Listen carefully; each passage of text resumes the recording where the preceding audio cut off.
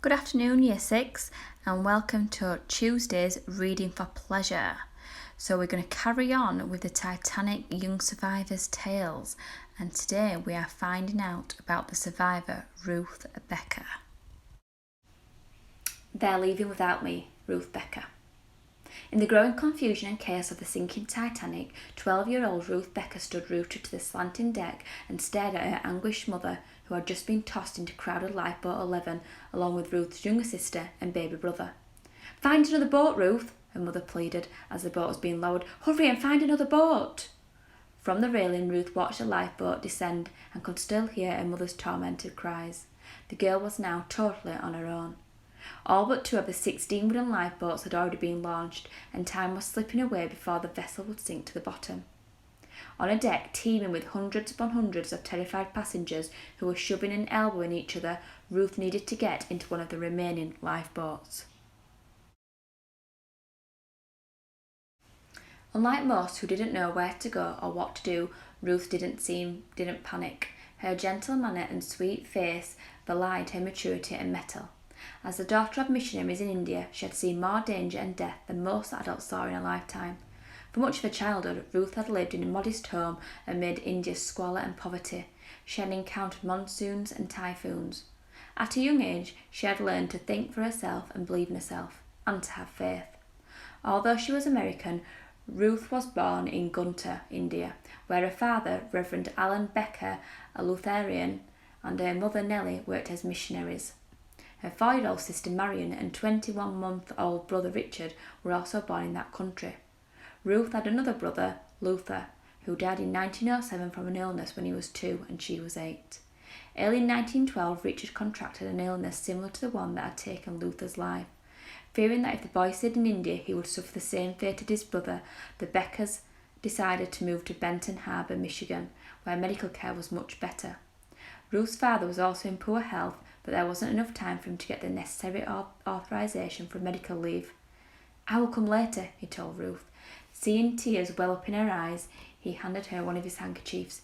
"Keep it," he said. "You can give it back to me when I return home." After packing up much of their belongings, Ruth, her siblings and her mother travelled to the city of Madras, now called Chennai, where they boarded a steamer on March 7, 1912. During the month-long trip, they sailed across the Indian Ocean, through the Suez Canal, across the Mediterranean Sea, up the coast of Portugal, Spain and France, and finally to London, England, arriving on April the 5th. Over the next 5 days, Nellie took the kids to see Westminster Abbey, Madame Tussauds Wax Museum, St Paul's Cathedral and the London Zoo. Early Wednesday morning, April the 10th, the family took the boat train that carried 2nd and 3rd class passengers to the docks of Southampton. They boarded the Titanic about 10:30 a.m. Having just spent a month on a steamer, Ruth wasn't thrilled about getting on another ship, but when she cast her eyes on the Titanic for the first time, she was impressed with its grandeur. She was even more in awe when they stepped into their second-class cabin, 4F, which was on the port side towards the stern and close to the waterline. During the voyage, Nellie usually watched over Marion, while Ruth spent her time with Richard. Ruth often took him to the enclosed promenade deck, where she wheeled him from one end to the other in a stroller provided by the White Star Line. Shortly after midnight on Sunday night, Ruth and her mother were awakened by people running up the stairs and loud voices in the hallway. "The ship has stopped," said Ruth, sitting up in bed. "What do you think is going on?" "I'll find out," Nellie replied. She put a robe over her nightclothes and left the cabin. Minutes later she returned. "I talked to a steward. He said there's been a little accident, and they're fixing it, and then we'll be on our way." "Oh, okay," said Ruth. She lay her head on her pillow to go back to sleep, but she couldn't close her eyes. Neither could her mother. Both were getting concerned by the constant footsteps pounding up and down the passageway and by the urgent tone of the voices outside. Adding to the anxiety, the engines hadn't started up.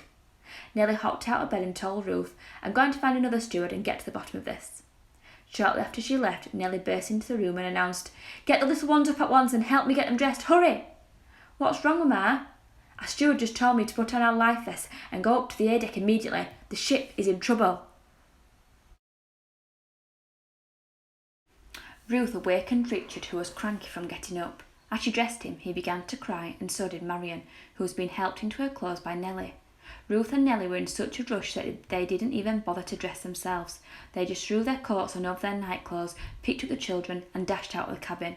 They didn't even take time to put on their life jackets. They ran up the steps and into the lounge, which was filling up with women and children in various states of dress. Some were crying and whimpering, others were trying to comfort them. Soon 2 officers entered the lounge and announced, "It's time for all the women and children to get into the lifeboats." One of the officers took Richard from Ruth's arms while the other carried Marion and said, "Follow us." They climbed an iron ladder to the boat deck where crewmen were preparing to launch the lifeboats. Out in the open, in the freezing night air, Nellie and the children began to shiver. "It's so very cold," Nellie said. "Ruth, honey, run back to our cabin and get blankets for us, and please hurry." Weaving her way against the current of passengers who were streaming out of the lower decks, Ruth hustled into the cabin, grabbed the blankets off each of the beds and scampered back on deck. By now, the deck was much more crowded, and she had to squirm and squeeze her way through the pack. As she neared the station for Lifeboat 11, she saw crewmen hand Richard and Marion over to women in the boat. "That's all for this boat," an officer yelled. "Go ahead and lower it." Nellie, who was still standing on the deck, screamed, "Please let me in. Those are my children, my babies." The officer grabbed Nellie by the hand and yanked her into the lifeboat, which now dangled over the side. "Lower away!" Clutching the blankets to her chest, Ruth rushed up to the boat as it began its descent. "They're leaving without me, Mama!" "Oh dear, Lord," Nellie cried, flinging her arms into a sign of helplessness. "Ruth, honey, find another boat. Hurry!"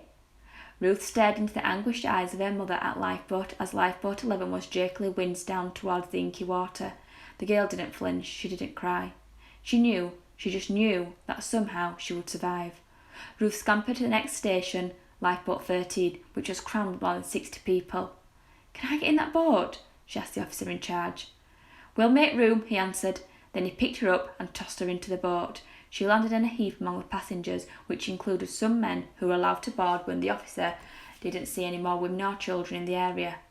Also in the boat were 10 members of the crew, including 5 stokers, men who tended to the ship's coal-burning boilers. By the time she untangled herself, number 13 was being lowered. The pulley blocks creaked and groaned from the strains of the falls going through them. The crewmen aboard the lifeboat kept shouting up to their comrades on top to "keep the boat level." The lifeboat was about 10 feet from the surface, directly above the exhaust from the Titanic's condensers, which was spewing a huge stream of water from the ship's side just above the waterline. After the lifeboats reached the water, the stream from the exhaust shoved the boat, which was still detached by falls to the davits on the upper deck, towards the stern of the ship. Lifeboat 13 was now directly under descending Lifeboat 15. Ruth looked up and gulped.